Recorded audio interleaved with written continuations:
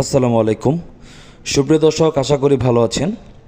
আজকে একটি বিষয় ক্লিয়ার করার জন্য মূলত এই ভিডিওটি তৈরি করা হয়েছে।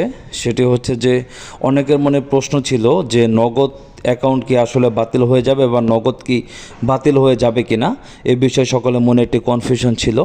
তো আমি চেষ্টা করব আজকে বিষয়টি ক্লিয়ার করার এবং প্রয়োজনীয় প্রুফ দেখানোর চেষ্টা করব।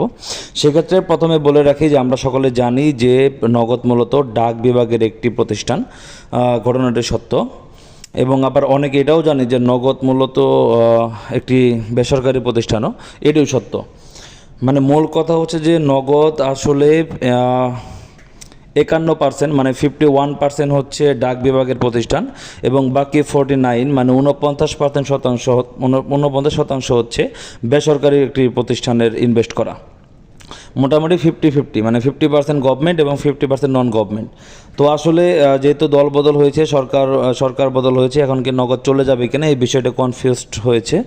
তো এটি হচ্ছে যে রাজনৈতিক দল বা ক্ষমতা পরিবর্তনের সাথে মূলত একটা সরকারি কোনো প্রতিষ্ঠান বা প্রতিষ্ঠানের যে নিয়ম নীতি বা কোনো প্রতিষ্ঠান বন্ধ হয়ে যাওয়ার কোনো সম্ভাবনা নেই বললে চলে। সরকারি রাজনৈতিক দলের সাথে সরকারি প্রতিষ্ঠানের কোনো সম্পর্ক নেই, সরকারি প্রতিষ্ঠান তার নিজস্ব গতিতে চলার কথা। তো সেক্ষেত্রে বিষয়টি আরও কিন্তু স্পষ্ট করে দেওয়ার জন্য নগদ তাদের যে অফিসিয়াল পেজ রয়েছে ফেসবুক অফিসিয়াল এবং তাদের ওয়েবসাইটও দিয়ে দিয়েছে। আমি আপাতত ফেসবুক অফিসিয়াল পেজ থেকে দেখাচ্ছি। তারা কিন্তু আমাদের উদ্দেশ্যে একটি নোটিশ কিন্তু দিয়ে দিয়েছে, মানে একটি মন্তব্য কিন্তু অলরেডি দিয়েছে, যাতে জনগণের মধ্যে বিভ্রান্তি না ছড়ায়।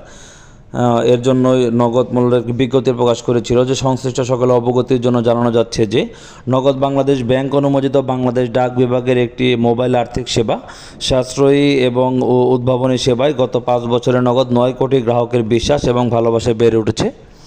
সম্প্রতি একটি মহল নগদকে নিয়ে নানা রকম অপপ্রচার চালাচ্ছে। আমরা দৃঢ় ভাষায় বলতে চাই, দেশের মানুষের সব ধরনের লেনদেনের প্রয়োজনের সাথে আছে নগদ।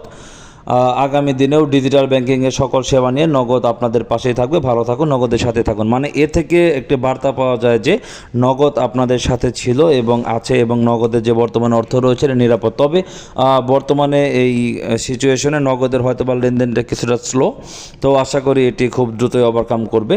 তো এই মুহূর্তে নগদ নিয়ে দুশ্চিন্তা করার মতো কিছু নেই। আশা করি নগদ আমাদের সাথে আছে এবং থাকবে। দর্শক, আশা করি বোঝাতে পেরেছি। পরবর্তী ভিডিওতে আবার দেখা হবে। ভালো থাকুন, সুস্থ থাকুন। আল্লাহ হাফেজ।